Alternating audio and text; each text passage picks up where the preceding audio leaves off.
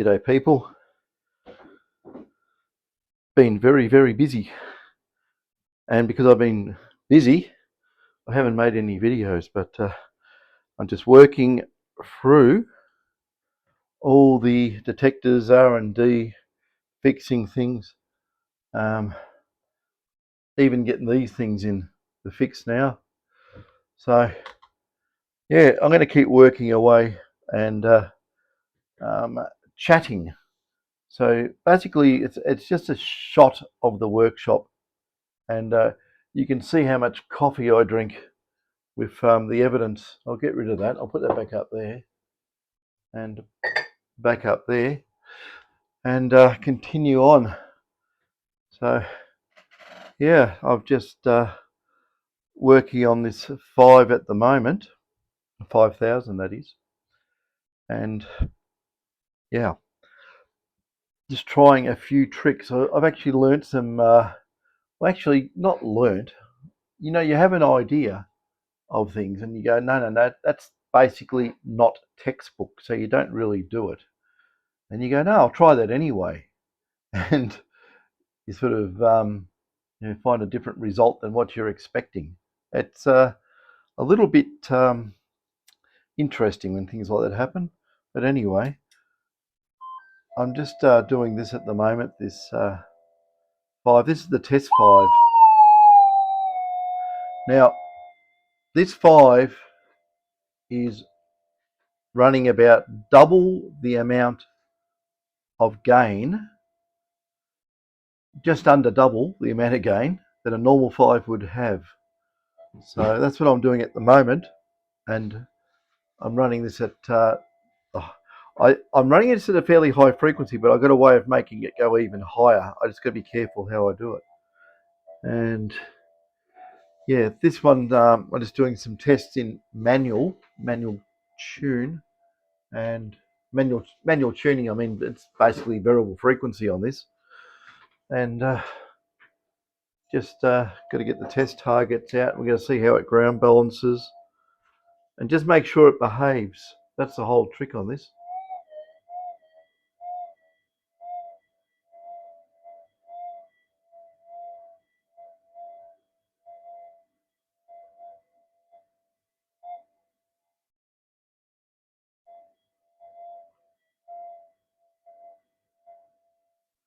Yeah, getting at 0.0025, about 8 centimeters on my coils there. But I just got to do the hot rock test. This is in normal mode, by the way. Definitely in normal mode.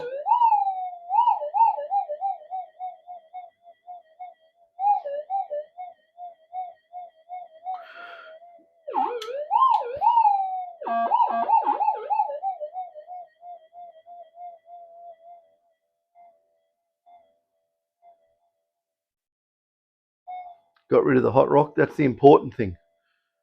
When you're doing these, you're going to make sure you get rid of the hot rocks. But that's a heap of noise out of the system than what was there. So this is going very well indeed. So yeah, this one had so much work done onto it, I had to put a new mylar on it. So the other one wore out, just fell apart. So it's very good. So now that that hurdle has been overcome, we just keep getting more and more out of these. Now I've got a couple more down here to do. Actually, I've got more. That one needs modules frequency. No modules and frequency. Yeah, I'm getting a lot of stacks of 5s coming in all of a sudden. Hang on, I've got a repair over here I've got to do for memory. Okay. That is a 4500. Looks like David's already pulled it apart, so that's how it got delivered. So, whoops. We don't want to put the owner's name there. That's one thing. So we'll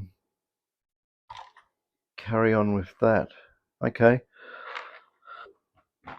Dear me. So this is what happens. Actually, there's me getting that. I don't want that. This isn't a 4500. I just had a look. It's a 4000. So yeah, we want that around that way. And,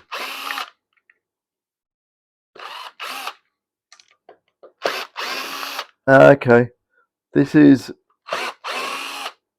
looks like it's already got gain on it. So if I read it, it said old mods to new.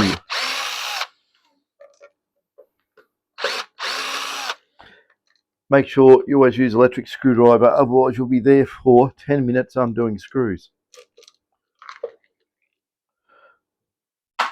So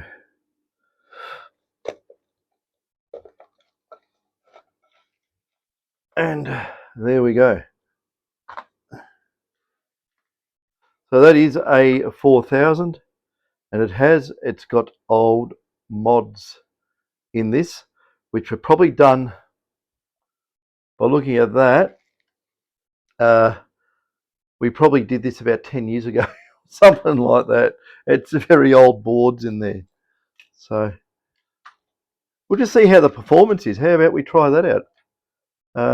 David's put a new mylar on, and because it was the old style, he's had to put the connectors on and then glue it with hot melt glue with pins. So just check that. Yep, it's solid as a rock. That won't fail. But you can't get the mylar set up for the pins anymore. So basically, it's the same mylar as that thing there, and it's just had the header put on there with pins onto those. So you can't bend it; it'll bust the copper. So that's why it's saturated in hot melt glue. It's the only way to do it. You could use epoxy, but hot melt glue is good enough for that job. Okay. If I remember how to use a GPX 4500, I want to put that in normal. I can leave that in tracking, and sorry, I ran the wrong way on the switches. It's got so much dirt on it. Okay, that's normal, and that is. Oh, okay, yeah. When you haven't seen a 4000 for a while, you sort of get them a little bit confused on the switches. We'll see how it goes anyway. Oh, dear me.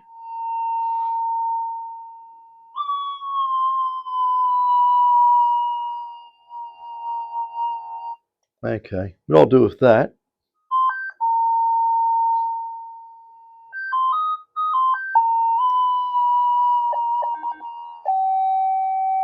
Yeah, I don't like it.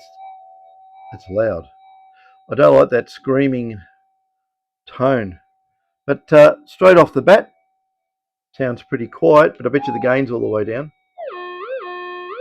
No, that's a gain all the way up. Yeah, either it's very gainy or it's getting a bit of noise. But I'll just give this a test anyway. Helps when you have your target run the right way.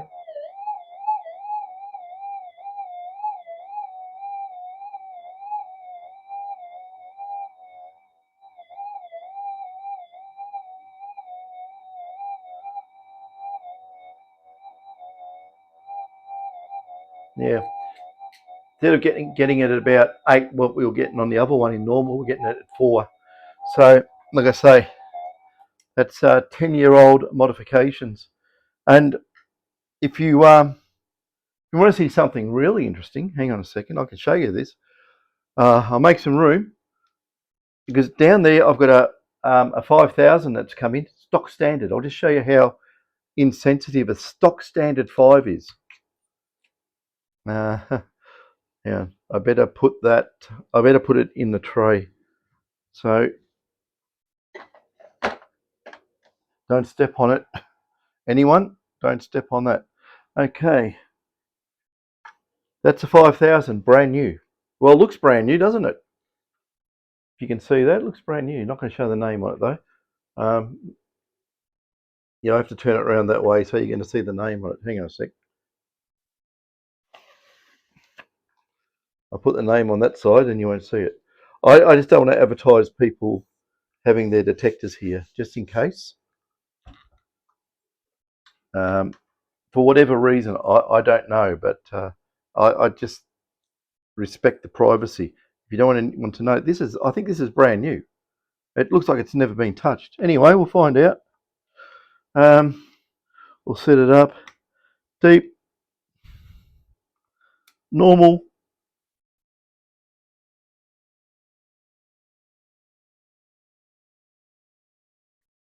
I'll stick it in tracking.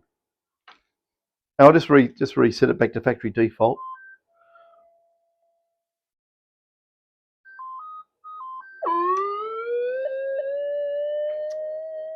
Silly me, I turned the wrong one.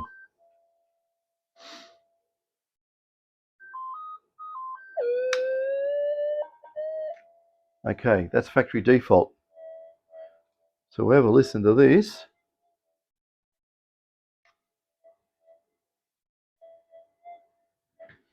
Very quiet. Okay, got the target. No wonder it's quiet.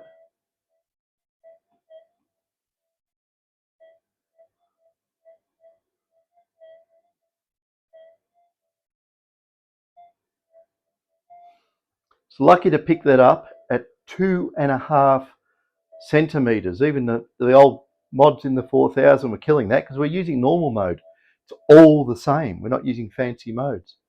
So it can't even hear that very well at all.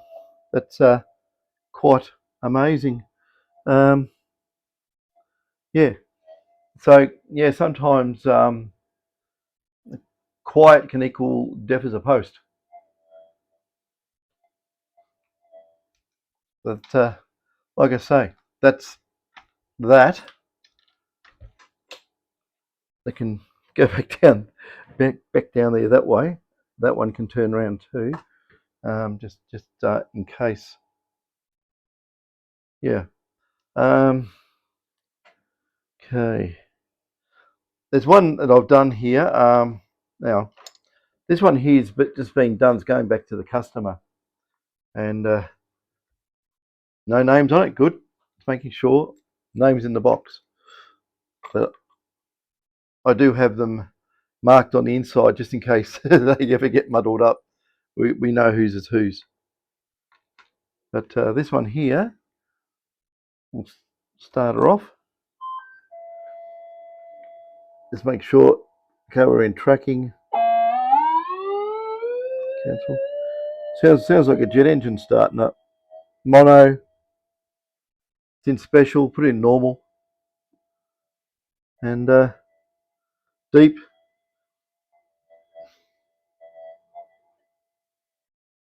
This one here's got the variable frequency put in it. So we'll just try it. Yeah. I don't know where the gain is. Quiet. So I'll try and match it for quietness. Okay.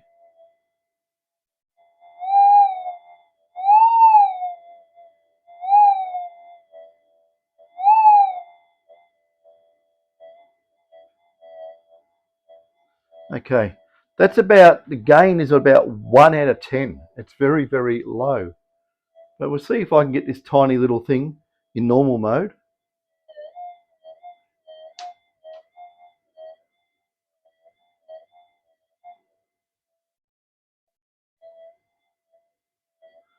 Yeah, just with the gain on like 1 out of 10, I can get it at 5 centimeters.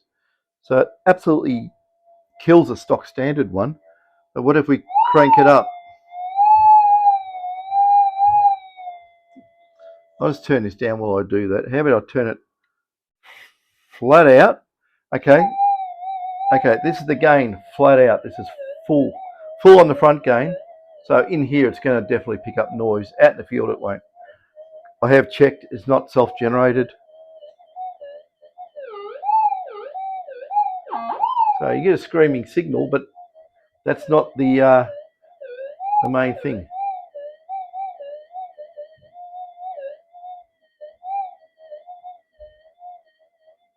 Just like that, even with all that noise, I get it about 7 centimeters.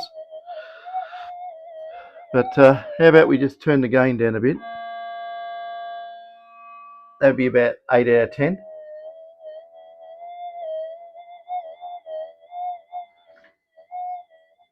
And you probably find that when you get rid of the noise, the detection depth will go up. So we'll try it.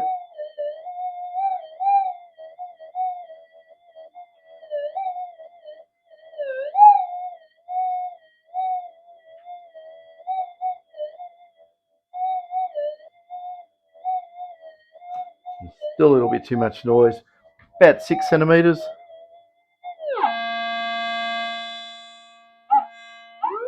I'll take it down, getting around about maybe 6.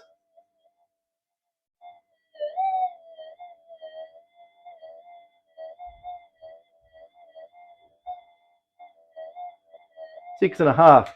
So you're bringing the noise down, but also the detection depth will go up. We'll turn it right down. It's probably at 3 or 4.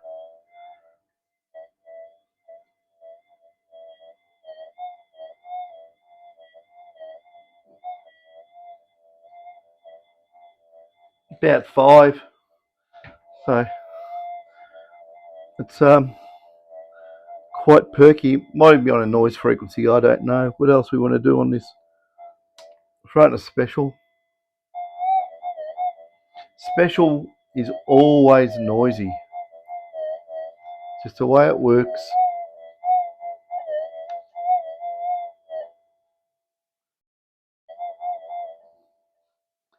Special fine.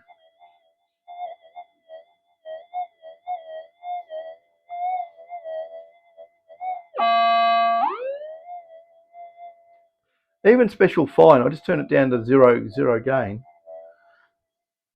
And even on a small test target,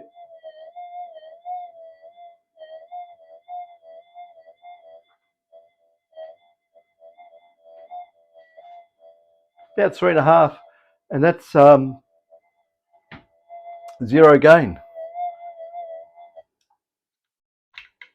Anyway, sound a lot better out in the field. So that one's, yeah, that goes in there. Ah, dear me. So that's what goes on during the day here. And that reminds me of something else too. I'm not set up to do that. I've got some here where people say their detectors do strange things out in the field. I've never been able to reproduce it with a few of them. So usually batteries and audio amplifiers, headphones, coils. Every time, or nearly every time, someone sends me a detector box and say, can you have a look at it? It's doing some weird stuff. There's nothing wrong with it. In most cases, you pull it apart, you put it back together, and heat it up, cool it down, try all sorts of things, and just doesn't play around. Okay, so that's that. Anyway, I'm going to get on to this 4000. That's what I've got to do, and just have a look and see what. Yeah. Oh god, this old. So first thing I'm going to do.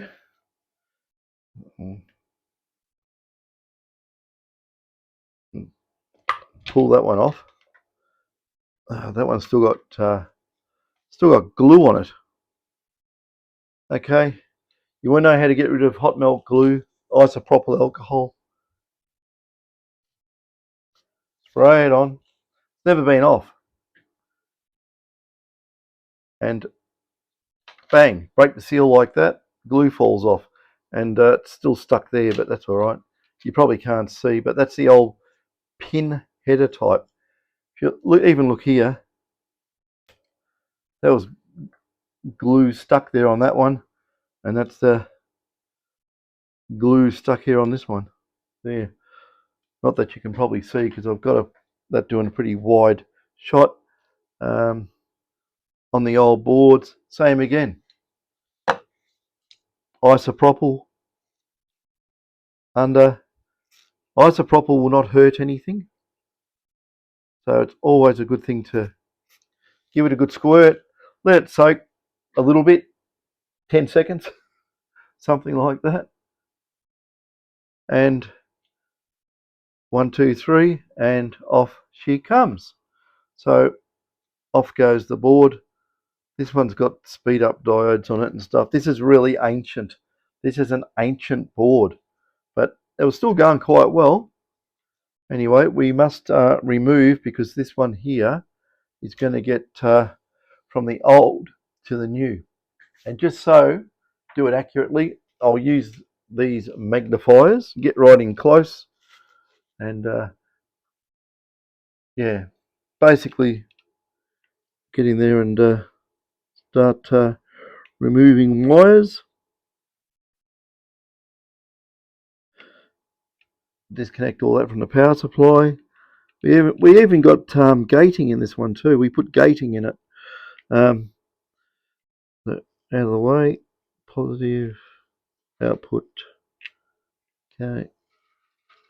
In and out. Okay. There is our one of the most earliest gain mods we ever did on that. So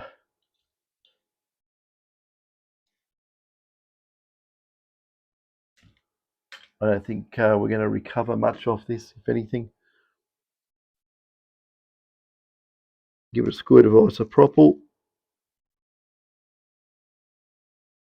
And you can get the glue off, not in one piece on this one.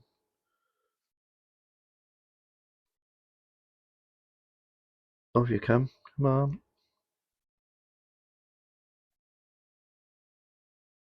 There we go. So if you ever want to get the hot melt glue off anything, no matter what it is, just isopropyl alcohol and just give it a bit of a poke, and off it'll come. So we're definitely not using this board. We're putting a new board in there, and we are putting new gain modules in there as well. So when you undo that,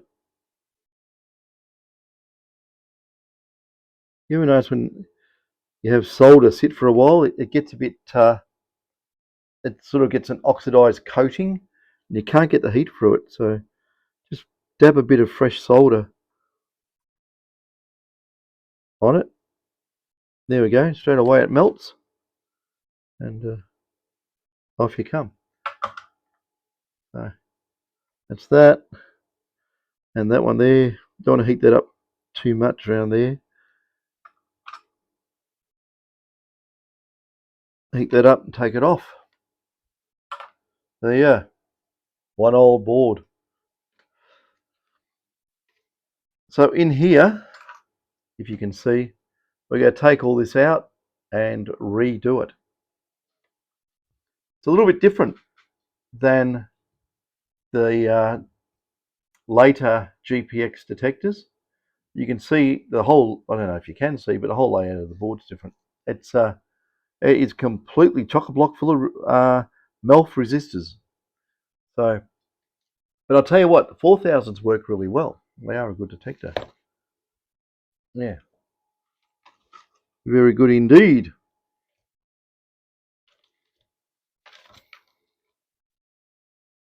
Okay, 0 ohms. That. Okay. I just noticed on this one too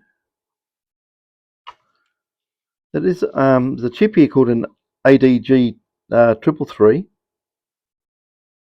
and it's actually soldered to the board like that, and it's from the factory. It's actually got a tilt to it, and it's just got blobs of solder under the legs holding it to the pads. So I'm going to have to fix that up, because that is, yeah, there's a, I don't know how I'm going to show that, but you can see it, the legs are up in the air off the board.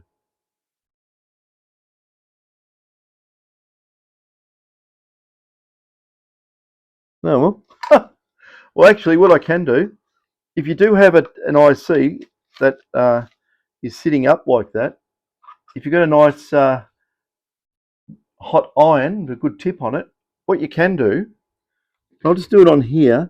I don't know, you won't be able to see, I'm just going to talk through it. But push down vertically on the leg and straight down we go. I can see it, it just took straight up.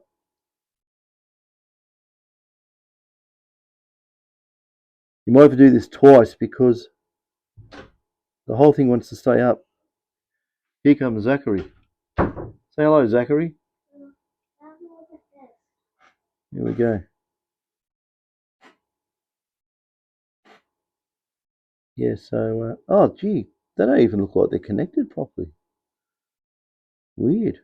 They have to be, but I can't see right under. I'm looking down as close as I can. But on this one, I'm going to just put some more of the magic solder into it because it is just not right. It's a bit NQR.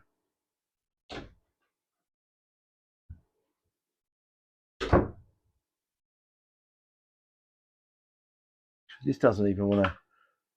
I know what it is. It's different types of solder. What they've used when I'm doing it, it doesn't want to amalgamate for whatever reason. Thus, I'm going to have to get some of this magic flux paste, and yeah, I just use these wooden stick cotton buds. Usually, what I do, I don't leave the cotton on there. I snap it off, just so you know. Make sure there's no little bits of wood on it, and use that in there to just transfer some of this to that IC onto the legs like that. This stuff's non-acid, non-alkali. It's neutral, so it doesn't turn the copper green and eat through your circuit tracks, which is probably a good thing. So we'll get in here. I'll just give this a treatment because I can see damn well. Here we go. Flows straight away.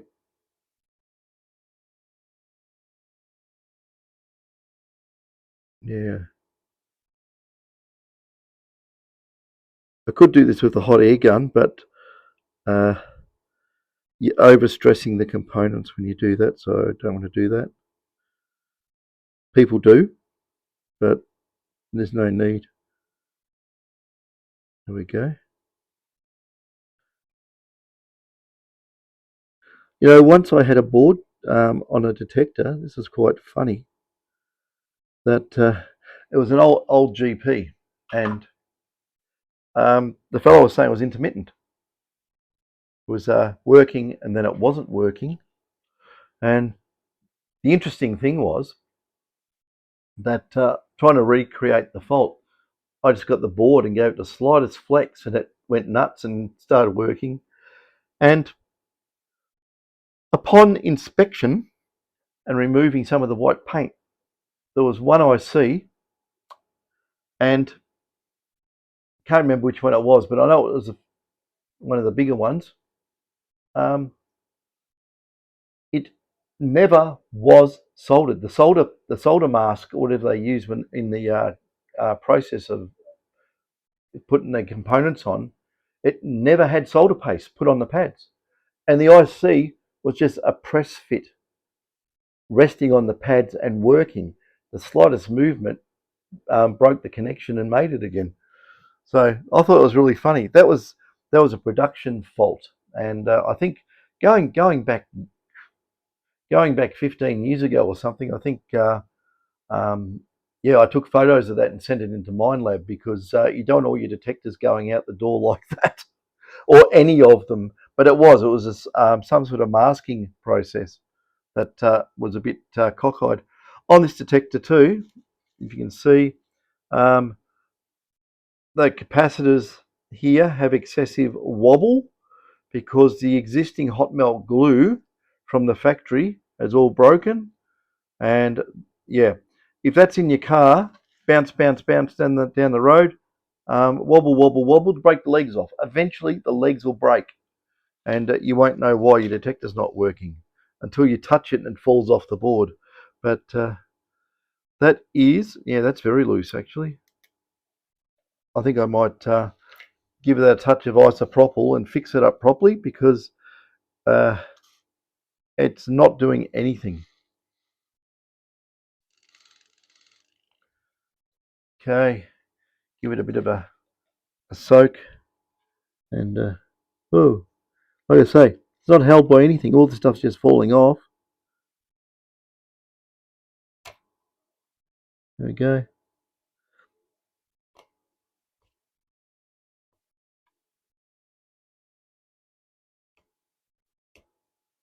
I'll fix all this stuff up before I go and get right into it because, you know, if you tackle it when you find it, you're definitely going to not forget about fixing it.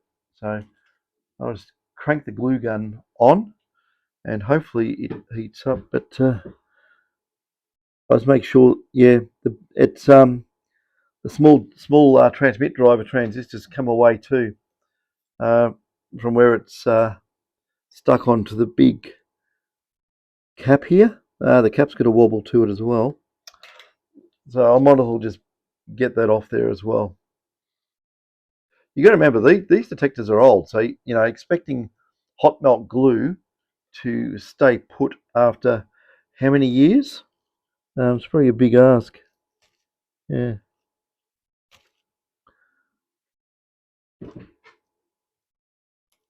Yeah, crack it straight off. Now I'll flip that over there, get it out of the way. But yeah, that's just not hanging on to anything. Look, there you go. Whoop. Like extracting a tooth. There you go. That's just hot melt that was sitting there doing absolutely nothing. The capacitor has got even more of a wobble now. And there's some down there. It's fallen down. And that's okay. That one there, because I pulled it off that. Yeah, that MOSFET there, the little one, had, not that it's going to do anything. It can vibrate, but it's not going to fall off. The thing is, the capacitors break the legs. They just wobble back and forth. Get down bumpy road, you know, a couple of 1,000 kilometres, and off it will fall. And that one there is very loose. So what we're going to do on that one is fix him up, and he's in line with that three-legged there. So that's him there. What you got to do on these to fix them up is, because it got white paint all over it, you got to just nip the top of it so you can get onto that paint.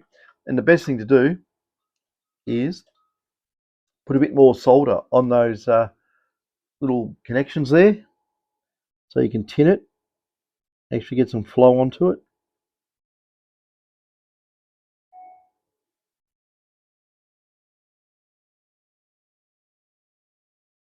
Okay, and what you do is get the capacitor and push it towards where this top pin is here.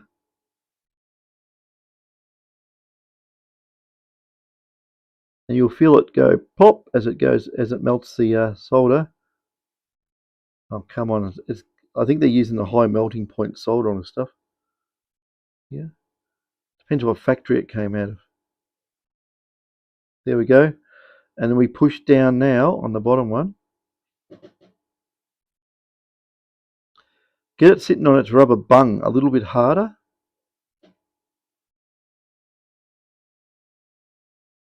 Yep. And we go on the top one again after doing that. Yeah, I can see the legs are pushing through. So it definitely needed that.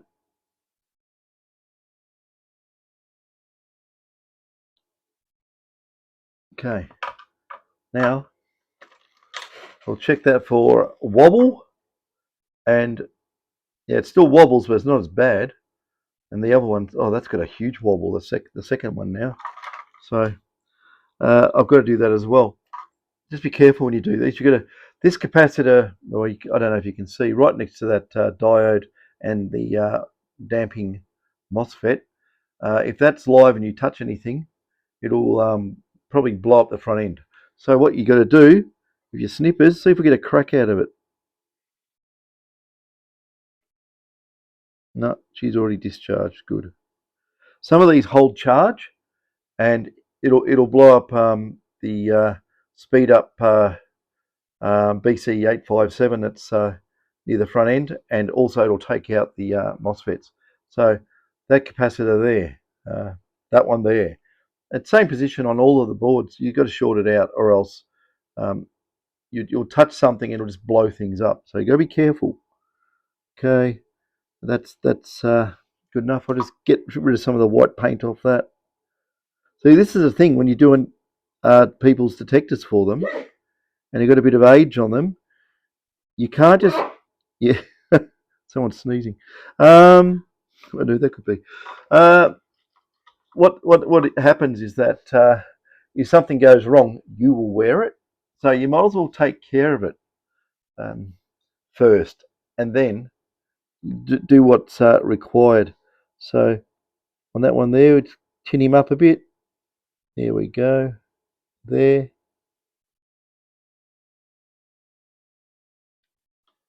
Okay, and I'll do the same thing on this one. This one's got a hell of a wobble now, so I don't want it to fall off. Oh god, yeah, a massive amount of lead comes through. Oh dear me.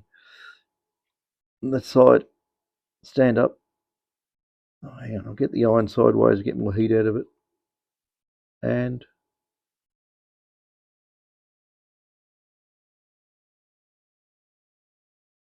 okay, a bit more on the top.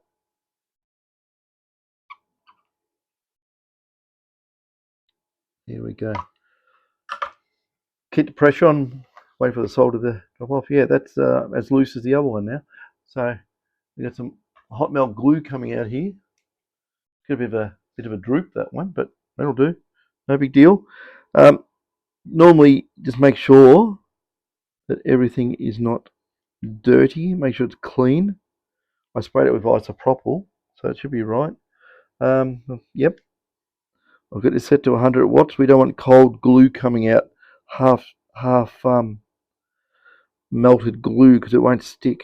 You've got to get some good heat in there. I'll stick that onto that power MOSFET too. Sounds like a bloody surgeon doing this. There we go. Drop it down the back of the MOSFET onto the little MOSFET. And I'll get that one here beside the 200 volt capacitor. In there,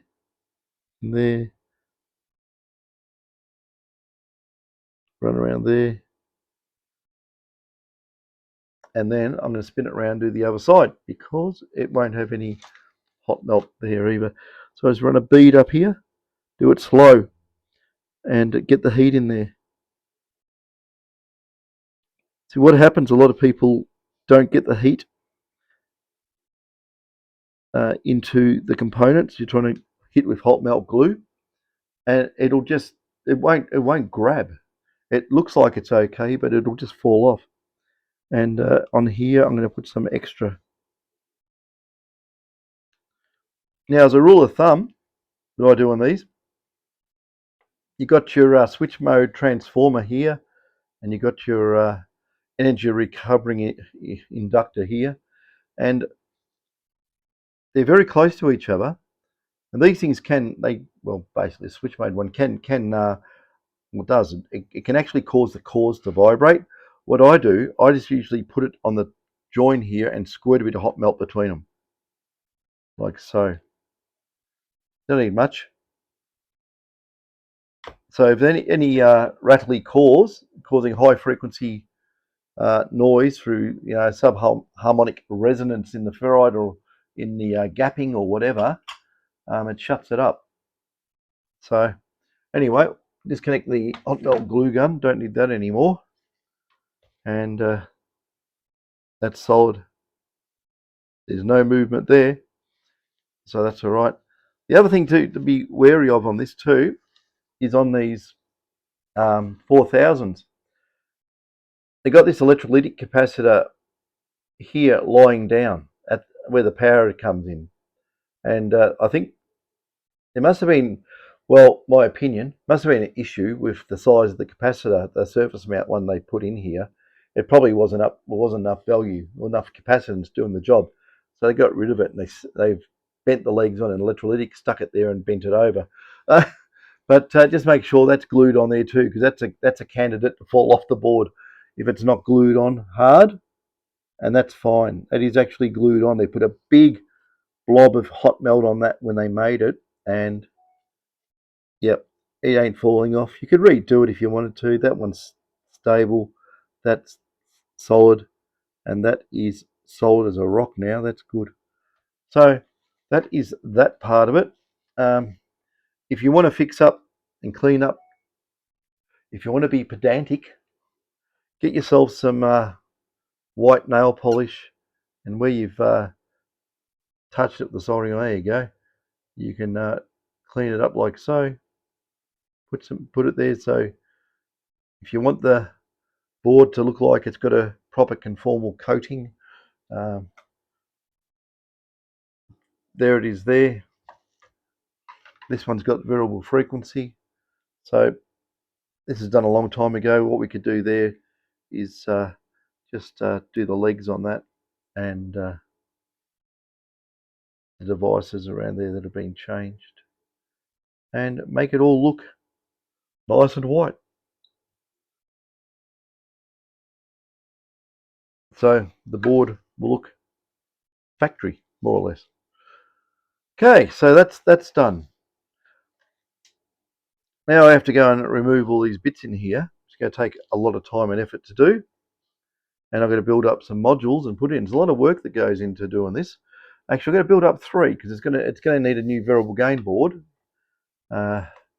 which I don't know if I've got any made up. I might have to make one up, and that's going to take a bit of time to do. So I'm going to make that up and make up some modules. And yeah, like I say, a fair bit of work, and it's probably longer than I can make a video. So how about I leave it there, and yeah, I'll show you when I finished it. That might be a better idea. Yeah, so I hope that was some enjoyment, or something like that. I don't know. Anyway, when I got this thing done, the 4000, I'll show you how it performs. It is quite amazing how the old detectors perform. So yeah, and don't worry, I haven't forgotten about that GP Extreme I'm doing up as a giveaway as well. So yeah, everything's happening, but work comes in. Like I say, work comes in, and yeah, you sort of stuck. So yeah, there's new ones I got in, and I have to get those out. So inundated with detectors. David bringing more around, so he'll be here any minute. It's just gone 5:10 in the afternoon. Catches.